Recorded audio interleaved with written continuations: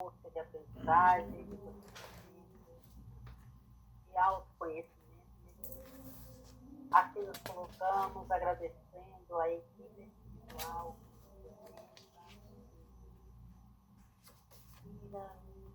e vamos também nos ligando a toda a equipe espiritual da Casa do Caminho, a todas as equipes que cuidam de estudo, aprendizagem e melhoramento. E assim, levamos os nossos pensamentos à nossa Mãe Maria de Nazaré, a Jesus e a Deus, Pai Criador, pedindo a proteção e envolvimento para este momento. Damos graças. Muito boa noite, meus queridos amigos. Muito boa noite aos caros amigos que nos acompanham pelo canal Reencontro com a Vida. Mais um estudo da Casa do Caminho, do livro A Gênese. E hoje nós estamos lendo uma obra complementar para fundamentar os nossos estudos, que é o livro Estudando Gênesis à Luz do Espiritismo, da série de estudos de Haroldo Dutra, não é? Conforme eu tinha estabelecido com vocês, que a gente vai fazer esse estudo para que vocês tenham uma ideia mais aprofundada sobre Gênesis, sobre o período da teoria de Adão e Eva. E hoje eu estou na página 28, parágrafo 4º, não é? O quarto parágrafo, página 28. Quem tiver com o livro, que é esse livro, alguém já comprou mais o livro? Esse livro é extraordinário, é um livro que está nos dando assim uma excelente fundamentação para os nossos estudos, para as nossas pesquisas, ok? Então, página 28, parágrafo 4º. Indiscutivelmente, Gênese tem algo diferenciado na sua forma de expressar um Deus criador.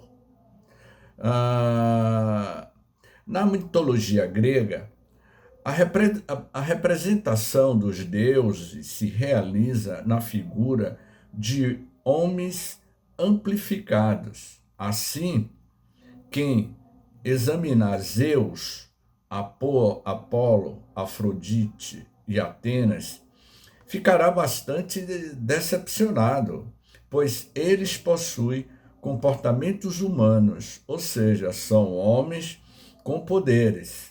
A personalidade desses deuses, através de estátuas de homens e mulheres nus, simboliza o culto ao humano, ou seja, os filmes que vocês já viram, não é? De Afrodite, né? De Zeus, de Thor, de Poseidon, são os deuses da mitologia grega. E que Haroldo ele vai dizendo o seguinte, que essas personificações desses deuses, que é venerado através de estátuas de homens e mulheres, simboliza o culto humano. Porque, como vocês vão ver aqui, é extraordinário. Deus, essa consciência divina, conforme está na primeira pergunta do Livro dos Espíritos. Alguém lembra qual é a primeira pergunta do Livro dos Espíritos? Hã? Quem é Deus? Que não é quem não. Não, o que é Deus? Na tradução de Guilherme Ribeiro, é o que eu uso do livro A Gênese, do Livro dos Espíritos também, que é Deus? E a resposta: a inteligência suprema, causa primeira ou primária de todas as coisas. Então, a gente não tem consciência ainda da extraordinária divindade. Se alguém aqui quiser ter um aprofundamento, eu vou convidar vocês para, na próxima quarta-feira, na Casa do Caminho, às 19 horas, nós vamos estar com o estudo do ESG, falando sobre missão espiritual. A missão espiritual do homem na Terra, a missão espiritual de diversos espíritos no seu nível de evolução, baseado no livro do ESG, do tomo 3. Então, quem quiser, vá, porque vai ser muito dinâmico o nosso estudo. Quarta-feira, às 19 horas, na Casa do Caminho, e eu vou aprofundar esse tema, Graça. Vá lá, Graça, que vale a pena. Moisa, o que a gente pode fazer com a nossa amiga que está lá em São Luís do Maranhão, é Rafael fazer a transmissão ao vivo lá, viu, Rafael? Para ela assistir, ou então a gente aqui faz uma vaquinha e compra passagem de avião para ela vir e voltar, tá certo? Rafael, como Rafael é empresário, ele tem condições, viu, Moisiana, de bancar a sua passagem. Então, Gênesis opõe-se a essa crença, apresentando um Deus imaterial. Afirma não poder haver imagem alguma para representá-lo, uma vez que não se pode simbolizar o que não se pode ver. Como é que você pode criar um símbolo de algo que você não pode ver?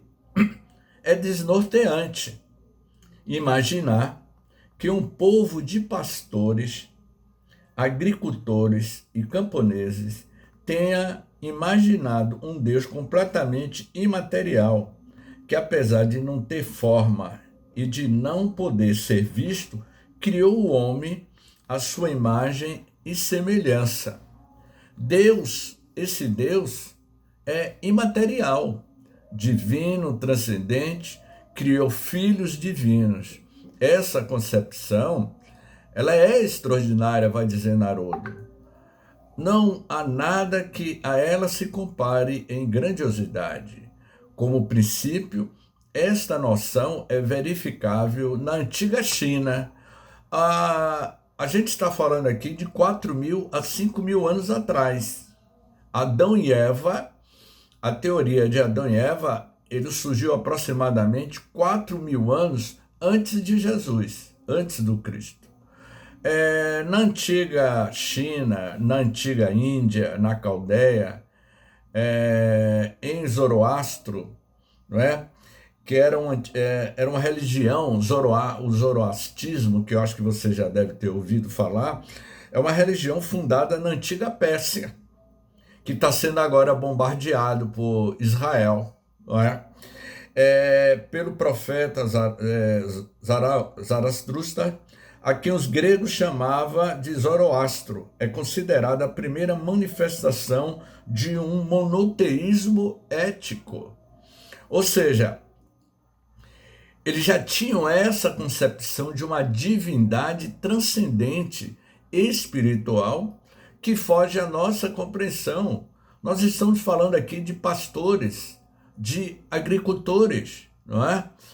No Egito, mas em caráter esparso, como uma pedra escondida em toneladas de cascalhos.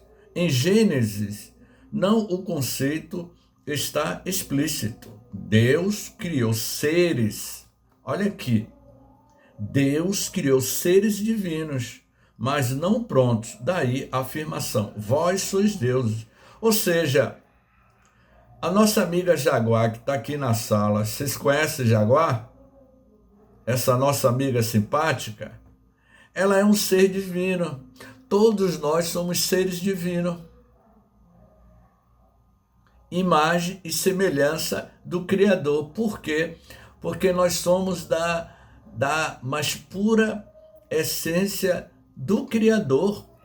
O potencial divino do homem ocorre porque, ao contrário dos animais, ele tem escolha, livre arbítrio, pensamento, reflexão e sabe quem é, o que não acontece com as outras espécies criadas.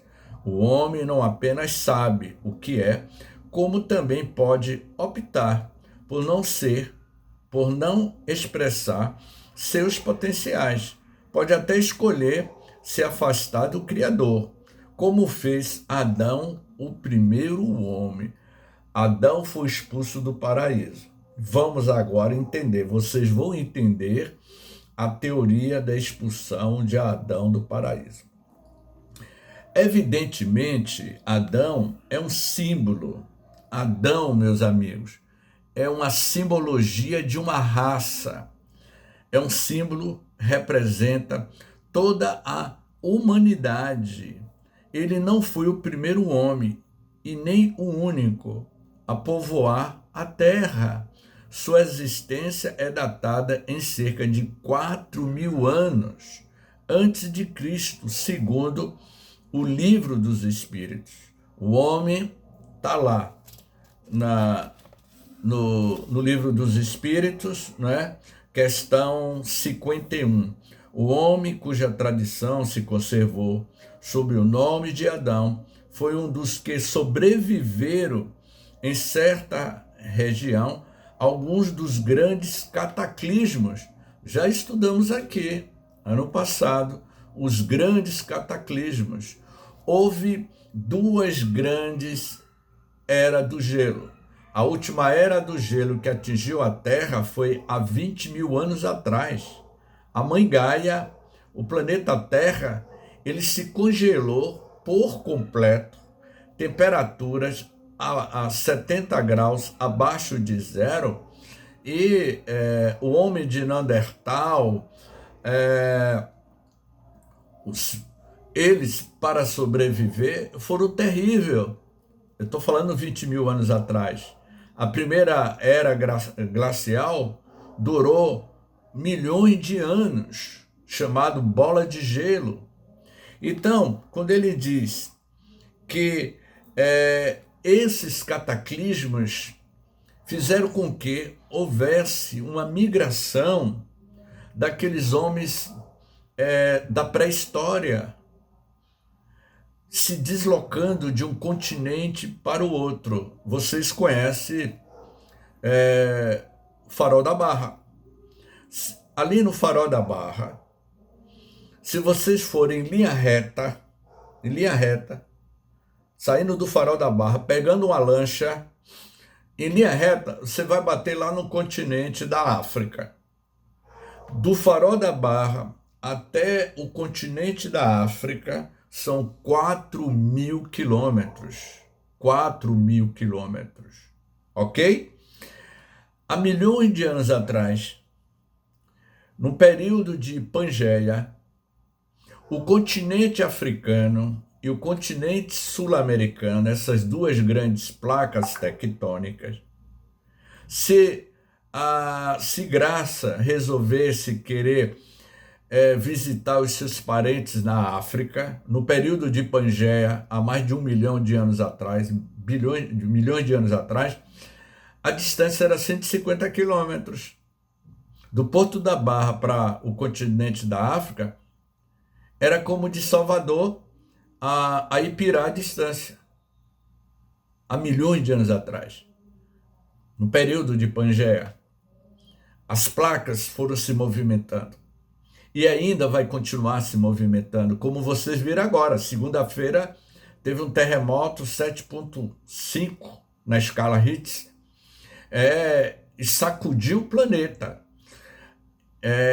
Estamos comemorando agora, né? Se eu posso me expressar dessa forma, não é uma comemoração, mas é uma lembrança. Esse ano completou em março 15 anos de que as placas tectônicas sacudiram o Pacífico, Fukushima, Nagasaki, a ilha do Japão, ela se deslocou 1 centímetro. O planeta Terra, o eixo da Terra, inclinou 1 milímetro. 1 milímetro criou catástrofe. Um tsunami matou 21.000 pessoas. Está completando 15 anos, completou em março. Então, esses movimentos de cataclismos sempre ocorreram. Ao tempo da civilização, que que a Bíblia indica, ao tempo da pré-história, da época de Adão e Eva, houve grandes cataclismos. E como vai acontecer ainda, nós ainda vamos atravessar grandes cataclismos, não é? Então, ele diz assim, em hebraico, a palavra Adam, que é Adão, em hebraico é Adam, significa terra vermelha. Então, Adão é o homem terreno, ou na linguagem de O Livro dos Espíritos, é o ser corpóreo, ou o ser ligado na encarnação, encarnado. Adão é o ser significado na palavra hebraica, é o homem corpóreo, encarnado. Entenderam agora o significado da palavra Adão em português, que em hebraico é Adam, significa o ser corpóreo, o ser ligado na encarnação. Ou seja, a terra vermelha, Adão, significado em hebraico, terra vermelha, encarnação. Da consciência, que é o princípio inteligente do universo, incorporado em um corpo biológico constituído da matéria primitiva do planeta em que nós habitamos. Porque se nós, certamente um dia estaremos em outros mundos mais avançados, a nossa constituição biológica será diferente, porque nós estamos sendo regidos pelas leis do campo gravitacional do orbe terrestre, onde nós habitamos. Então, Deus criou o homem no sexto dia e descansou no sétimo. Será que foi isso mesmo? Vamos ver. Será, Moisiana, que Deus ficou cansado e resolveu descansar no sétimo dia? Vamos ver. Deus criou o homem no sexto dia e descansou no sétimo. Porém, o homem decidiu não ser imagem e semelhança de Deus. Ele optou por não ser divino. Decidiu seguir seu próprio projeto por considerá-lo melhor. A esse ato de rebeldia, de revolta, não é? Gênesis dá o nome de o nascimento do mal. Entenderam agora? O nascimento do mal. Ou no vocabulário católico, o pecado original. Está lá em Gênesis, capítulo 3, versículo 1 a 24. Todavia, o que seria o mal na perspectiva do livro Gênesis? Qual é a perspectiva do mal lá na Bíblia de Gênesis? É a opção da criatura de não ser imagem e semelhança do Criador. Vamos criar aqui uma situação aqui na sala. Anderson, ele resolve se revoltar. Anderson vai dizer, olha, eu não sou igual a vocês aqui na sala. Eu sou diferenciado. Vocês estão falando de um Deus? Eu não quero. Eu tenho a minha opção, o meu livre arbítrio de seguir o meu caminho. Então Anderson se revoltou. E ele cria o pecado capital. Eu vou repetir. Nós estamos falando de pastores, de agricultores, há mais de 4.000 anos atrás. A linguagem era outra. O pecado é, portanto, renunciar ao potencial divino. É optar por não ser perfeito.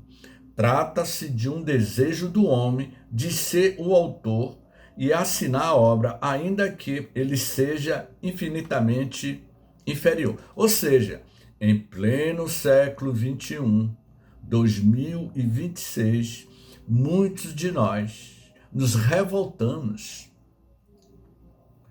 contra Deus, que na realidade nós não estamos afetando Deus, porque a revolta é íntima dentro de você. Você tem o seu livre-arbítrio. É, portanto, renunciar ao potencial divino de não aceitar as leis que regem a divina presença.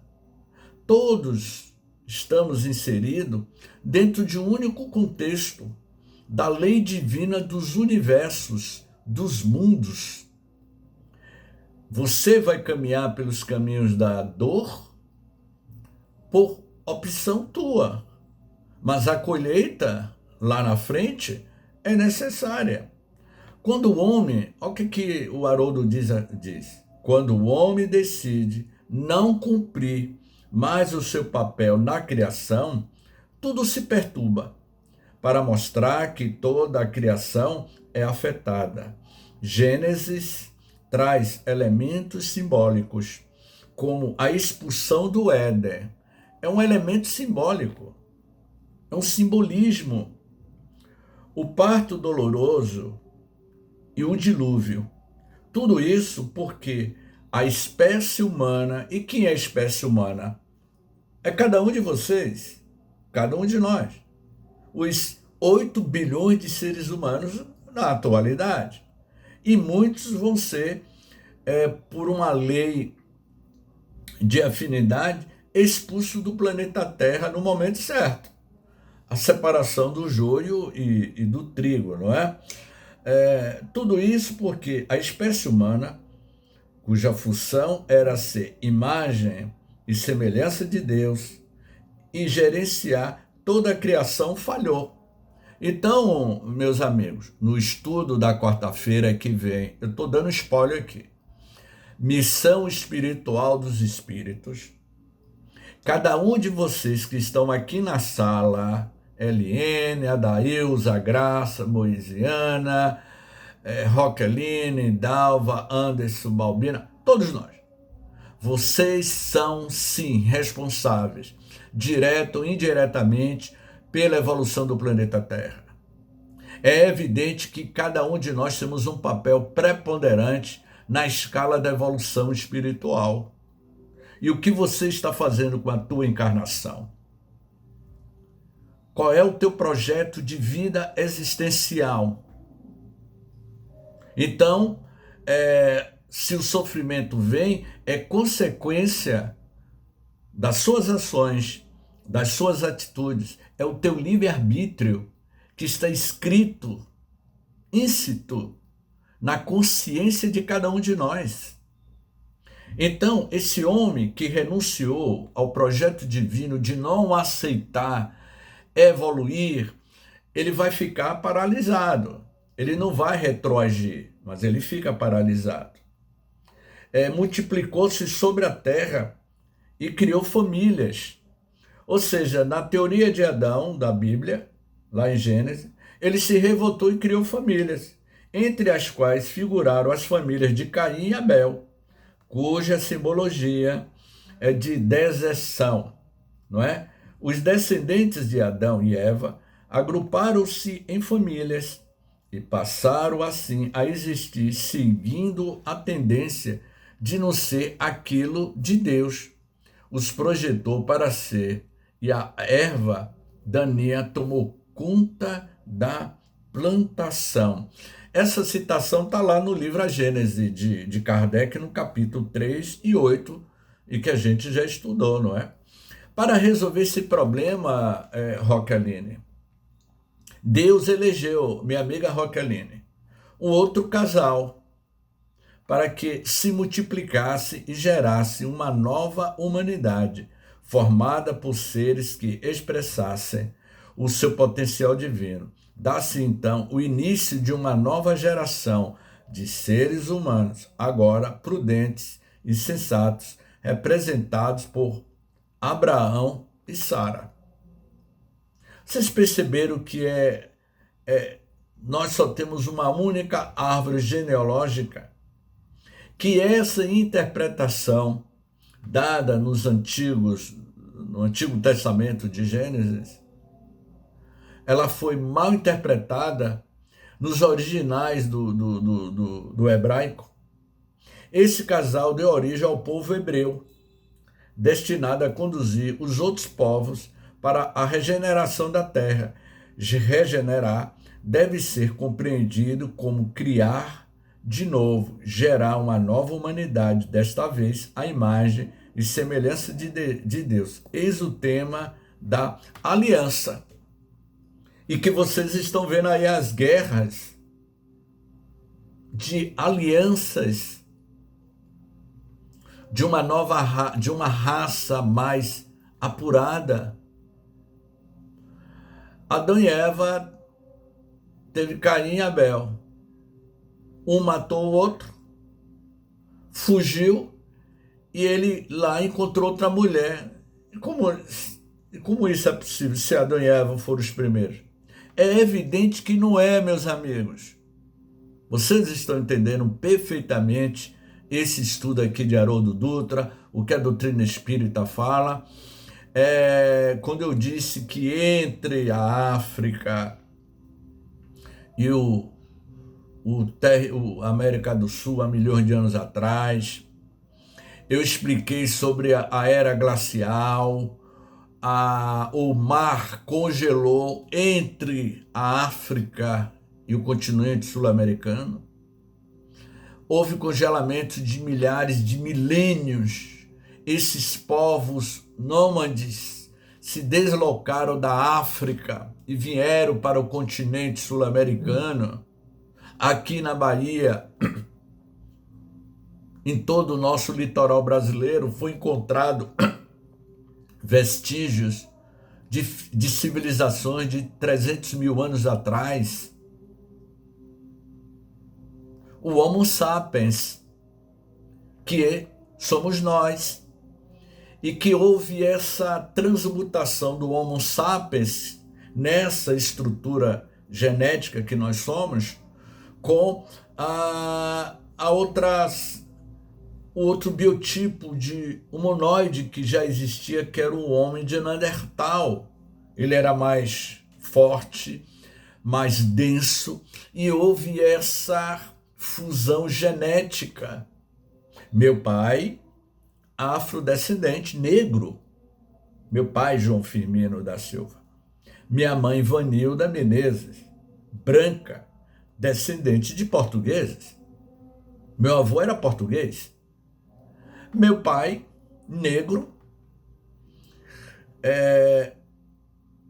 Filhos, meus bisavós eram escravizados da África.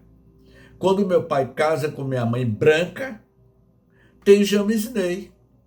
Modifica o DNA. A minha irmã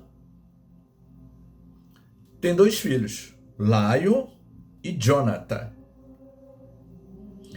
Lion nasceu negro, Jonathan nasceu branco. O avô de Jonathan, o avô de Lion, é meu pai, João. Houve uma modificação na genética. Minha irmã, Elaneide, que é minha irmã caçula, quando ela saía com Lion, que é o mais velho, Lion hoje está com 40 anos, e Jonathan está com 35 anos. Quando eles eram pequenos, Neide, quando saía com Jonathan no colo, as pessoas achavam que Neide era a babá de Jonathan e que Lion, o pequeno, era o filho da babá. Quando eu ia para o clube português, na década de 70, início dos anos 70, eu ia com uma família de portugueses e para eu entrar no clube português, eu entrava como se fosse filho da babá, porque eu era negro. O que eu quero dizer a vocês que naquele período houve essa transfusão, vamos dizer assim, de uma genética. A troca sexual dessas civilizações foram dando outras modelagens biológicas a uma raça mais avançada, que somos nós, o Homo sapiens. Agora só tem um detalhe. Minha amiga Moisiana, eu conheço o São Luís do Maranhão. O português de São Luís do Maranhão, para mim, é o melhor português que tem no Brasil. Não é isso, minha amiga? Para mim, é o melhor português. Eles têm essa cultura da cultura afro muito, muito intensa. Só que nós estamos Homo sapiens. Daqui a alguns milênios no futuro, deixaremos de ser Homo sapiens para ser outra espécie de humanoide mais evoluído. Percebeu? Então, essa aliança que ele diz aqui é essa troca de genética. Entretanto, esse projeto também falhou, pois os eleitos não conseguiam ser imagem e semelhança de Deus. A consequência foi o exílio, a peregrinação, ou, em uma linguagem espírita, a erraticidade, a imigração do mundo espiritual para a Terra. Eu vou fazer uma pergunta a Moisiana. Minha amiga, abre aí o microfone. Abre o microfone que eu vou fazer uma pergunta. Abri. Minha amiga, afinal de contas, de onde você é? Natural? Afinal São de, Paulo. afinal de contas, quem realmente é você, Moisiana? Moisiana, nascida nessa encarnação, nascida em São Paulo. Não é essa a pergunta que eu estou fazendo. Eu estou querendo saber assim, afinal de contas, quem realmente é você? É mais profundo. Afinal de Mais contas, profundo. quem é você? De onde é essa consciência que está utilizando uma estrutura biológica? A descrição dela é um cabelo comprido, eu não sei a sua altura. Qual é a sua altura, minha amiga? 1,49. O seu peso? 1,49 m de altura, peso? 56.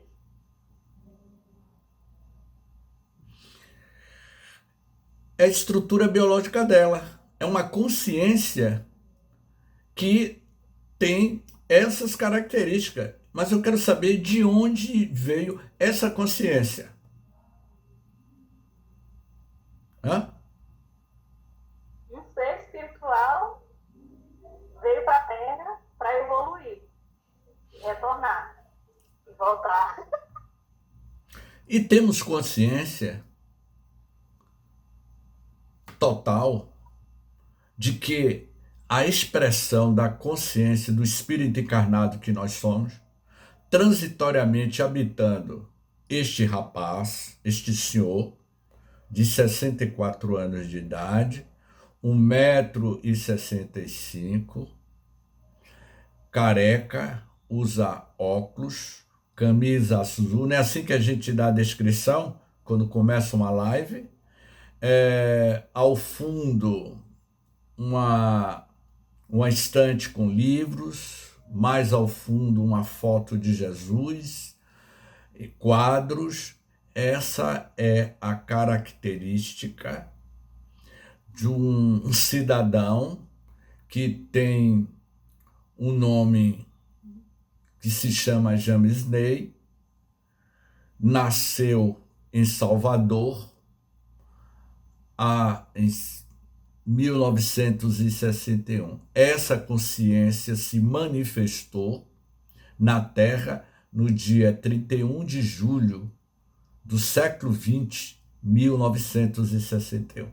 Essa consciência, nesses últimos 60 anos, veio desenvolvendo a sua forma biológica, foi envelhecendo, mas a consciência, ela não envelhece, ela é a expressão do princípio inteligente do universo. O que envelhece são as estruturas biológicas que nós vamos adquirindo em cada manifestação de uma reencarnação ou encarnação. Percebeu? Então, esse exílio, a peregrinação, ou em uma linguagem espírita, a erraticidade quer dizer o mundo espiritual, a verdadeira origem da nossa amiga moisiana, a verdadeira origem, a identidade, a residência de vocês, não é a Terra, não é em São Paulo, não é em Salvador, é o mundo espiritual. Um exemplo, Roqueline, me diga seu endereço. Qual é o seu endereço?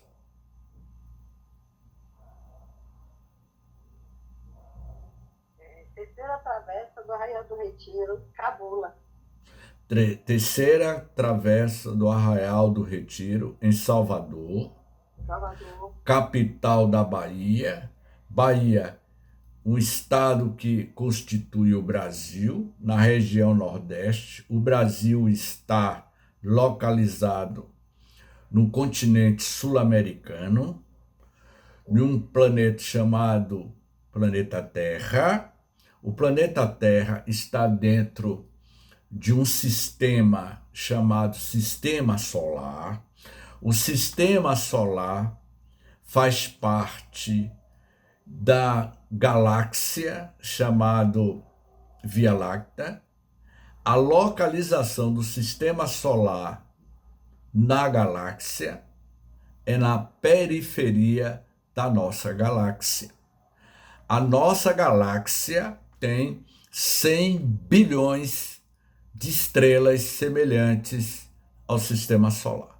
A nossa galáxia é um país, certo? O nosso Sistema Solar é um estado. O nosso planeta Terra é uma cidade, é um vilarejo.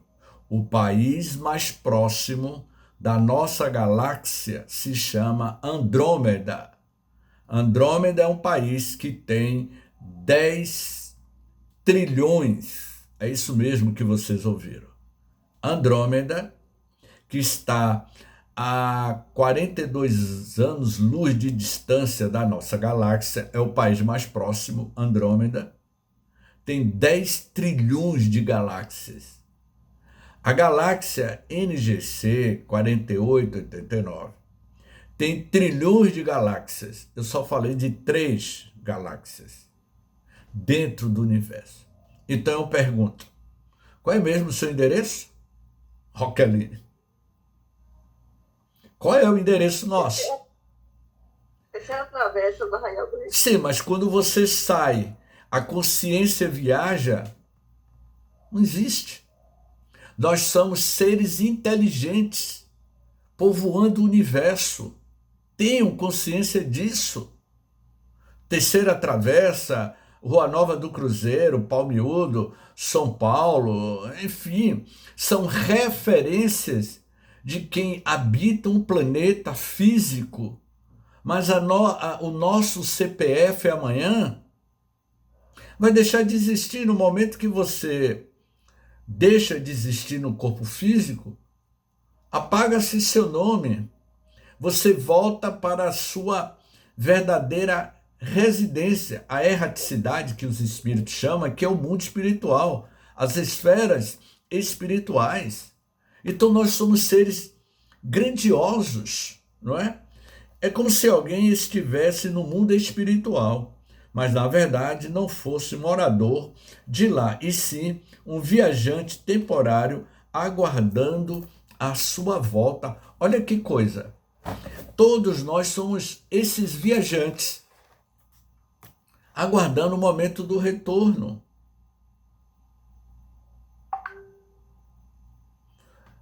Um exemplo, a minha amiga moisiana me disse: James, eu morei no sul do Brasil, morei em São Paulo, morei em Salvador e agora ela está lá em São Luís.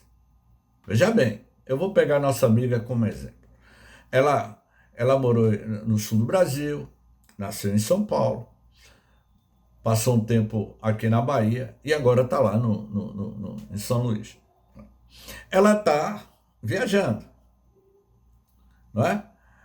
Ela não pertence a esses locais. Ela está transitoriamente habitando essas comunidades, porque um dia a gente vai voltar para a nossa terra natal. E qual é a nossa terra natal? Ah, James, eu nasci em São Paulo, eu vou voltar para São Paulo. Não, eu não estou perguntando a terra natal, na terra. Eu estou querendo saber em que terra natal espiritual você partiu. É muito mais profundo. Eu estou convidando a vocês a potencializar, em ressignificar que vocês são capazes, vocês são grandiosos e grandiosas, como seres em evolução. Como eu estava conversando com Graça, cadê Graça que eu não estou? Graça está ali com a câmera fechada. Nos bastidores eu estava falando com Graça, a doutrina espírita ela é de lei divina. E Graça disse: James, isso nos dá um potencial de vida. Então, a gente não morre. Foi isso que Graça está dizendo, é o que nos dá uma sensação. Então, isso aqui é grandioso. O povo hebreu assemelha-se então a um ser errante, a um exilado, em uma viagem repleta de sofrimentos, dores, dificuldades, provas e testes educativos. Além disso, o fato de os hebreus estarem em peregrinação os tornou vulneráveis à escravidão. Quando alguém é escravizado, começa o êxodo, que está lá na Bíblia.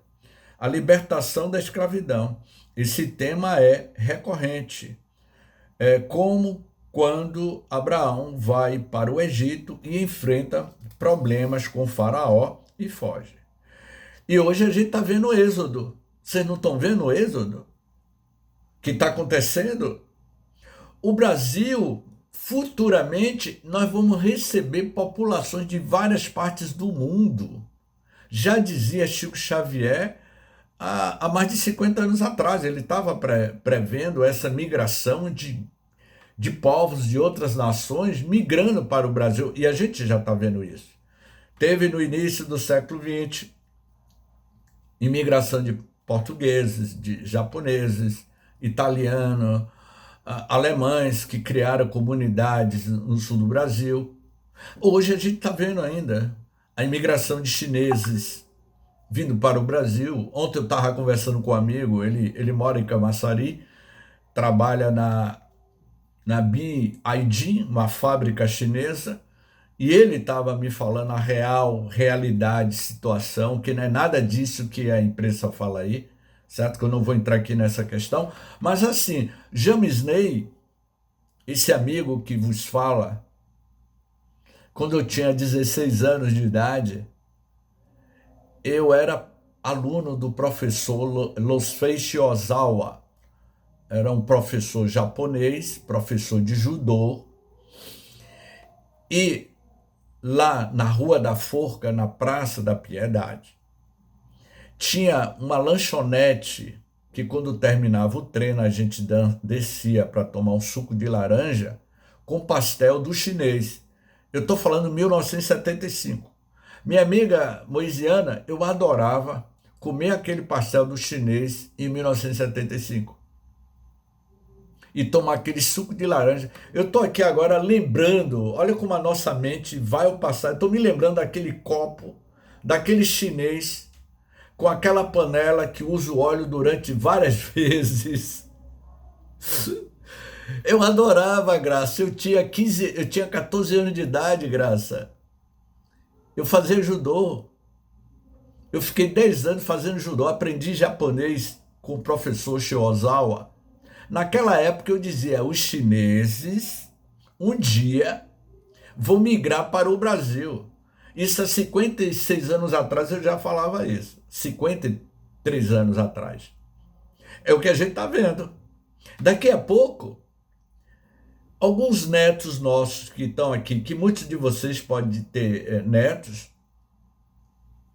vai conhecer um chinês aqui, casar com um chinês e uma nova raça vai surgindo.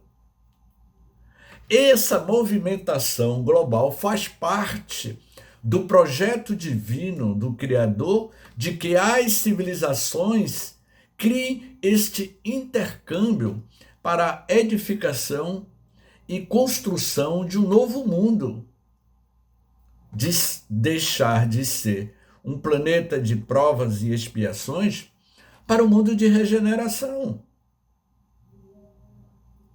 Vou criar uma situação aqui, não é? Moisiana, você é casada, minha amiga? Eu vou criar uma situação. Ela tem um namorado, ela resolve casar. Ela é jovem. E aí, ela tem um filho. Eu vou botar o nome desse filho. É tudo fictício, viu, minha amiga? O nome dele é Breno. Nasceu em São Luís. Breno, filho de Moisiana, quando chega aos 25 anos de idade, ele diz, mãe, eu quero morar na Bahia. Eu vou trabalhar em Camaçari. Lá tem uma fábrica chinesa da BYD. Eu estou falando daqui a 30 anos no futuro. Moisiana já está mais madura. E ela disse, tão bom, meu filho, vá. Aí Breno, o filho de Moisiana, vem trabalhar na fábrica da BYD e conhece uma chinesa e se apaixona por essa chinesa. E casa com essa chinesa. E vai ter filhos e Moisiana vai ter netos chineses. Percebeu? Eu tenho um amigo, eu estou aqui no Palmiúdo. Esse meu amigo tem uma filha que hoje ela está com 27 anos, 28 anos, preste bem atenção. Esse meu amigo mora aqui no Palmiúdo. A filha nasceu aqui no Palmiúdo. Ela, quando estava com 20 anos de idade, ela conheceu um coreano por essas lives, começou a namorar pelas redes sociais. O coreano, lá de Seul, se apaixonou por ela, saiu de Seul, veio para o Brasil e veio conhecê-la aqui em Salvador, no bairro do Palmiúdo. Levou ela para morar em Seul, casaram e hoje eles têm um filho de 7 anos. Uma soteropolitana que já mora em Seul, na Coreia do Sul, há 7 anos e já tem um filhinho com a genética do baiano soteropolitano e o coreano. Então, isso faz parte do projeto divino, de sermos uma única família universal em evolução. Independe, o espírito independe se ele vai reencarnar na África, se ele vai reencarnar no Brasil, se ele vai reencarnar na Europa. Independe. O espírito, quando reencarna, a missão dele é evoluir, independente da etnia, se vai reencarnar no corpo masculino ou no corpo feminino, não faz diferença. O projeto divino é a evolução. A reencarnação é uma proposta divina para evoluirmos. Então, quando ele diz assim, esse processo expressa a expectativa de que um dia essa jornada chegará ao fim e haverá o grande êxodo da terra, temática presente no Apocalipse. Eu acabei de dizer, vocês estão vendo, os países em guerra estão vendo uma imigração muito grande para a Europa, para a França, para a Espanha, para a Inglaterra, recebendo os imigrantes africanos, porque no século XIX, o que foi que os franceses fizeram? O que foi que os ingleses fizeram? O que foi que os portugueses fizeram no Brasil? Roubaram o nosso ouro, roubaram a nossa madeira, explorou a África, explorou. Nós somos colonizados, fomos colonizados, e hoje Portugal, Lisboa, recebe milhares de brasileiros. Então, quando a gente expoliou no século XIX, agora a gente tem que receber aqueles que a gente expoliou. É a lei divina, cósmica. Então, existe essa sutileza da interferência divina sobre a humanidade nessas movimentações que ora está ocorrendo. E concluindo, pequenos exílios geram pequenos êxodos, e eles ocorrerão até que haja o grande êxodo e, finalmente, a redenção.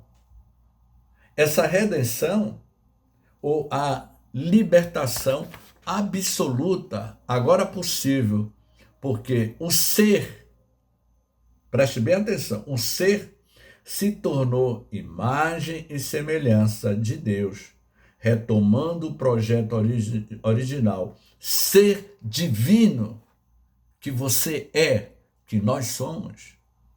A redenção da humanidade, vai dizer Sinira Pinta, a pedagoga, terá começo no caráter da criança? O sofrimento do homem não terá fim. Mas aqui no caso, a redenção é a evolução da gente sair de um mundo de provas e de expiações para um mundo de regeneração, retornar como um filho pródigo à paternidade divina do Criador. Portanto, meus queridos amigos, está aí uma explicação bem clara e entendível. Eu vou usar essa linguagem para a minha amiga Graça, que a gente estava conversando aqui nos bastidores. Comestível, Graça. Entendível. Ok? Então agora eu vou abrir aí para a observação de vocês e pontuações.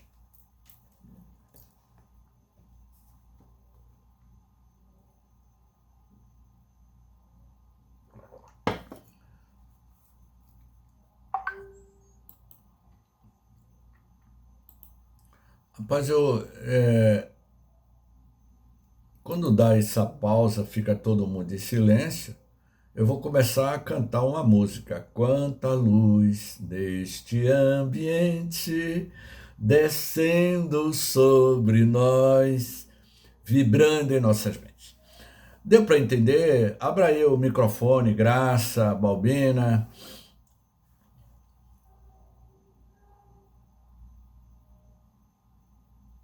Sim, James, está bem compreensível, né? E esse livro realmente é muito bom, né? Valeu a pena ter adquirido, porque ele traz a claridade do texto, né?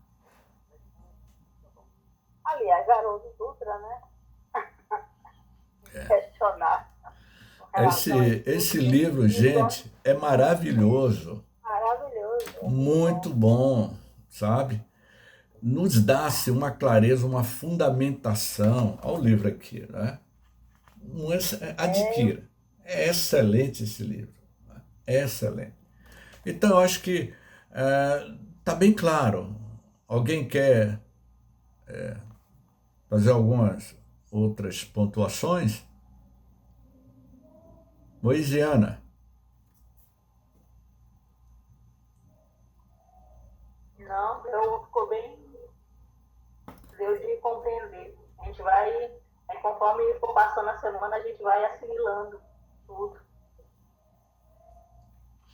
Então, eu acho que essa aula está sendo gravada lá para o canal Reencontro com a Vida, e após o término, eu vou colocar à disposição de todos vocês, ok? Aula 2. Então, na próxima semana, dia 24 de abril, vamos dar continuidade para encerrar esse capítulo e vamos para a estrutura literária, certo? De Gênesis. É fantástico, né? Mês que vem eu devo ficar uns 10 dias em São Paulo, 10, 12 dias, vou ter que me ausentar, mas eu vou falar com o Antônio Carlos, para Antônio Carlos me substituir. Antônio Carlos, para quem não conhece, ele é um grande estudioso, ele é de Vitória da Conquista. Eu vou pedir para que Antônio Carlos dê continuidade ao estudo do livro A Gênese, de Allan Kardec, até o nosso retorno, ok? Alguém quer se candidatar aí a fazer a prece?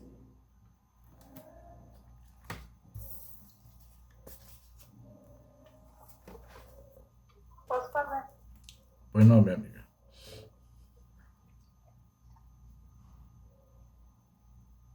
Amado Mestre Jesus, queremos agradecer por mais essa noite de estudo, essa oportunidade de imersão em nós mesmos, em conhecimento. Obrigada pela presença da equipe espiritual que vem acompanhando, conduzindo esses estudos. Obrigada pelo nosso amigo James. Obrigada a todos que participam desses estudos, diretamente, encarnados e desencarnados. Permanece conosco durante toda a noite e nos conduzindo durante toda a semana, melhores esclarecimentos, habitando em nossos lares. E ficamos em paz, hoje e sempre. Que assim seja. Que assim seja. Gratidão, muita paz e até a próxima semana. Até a próxima.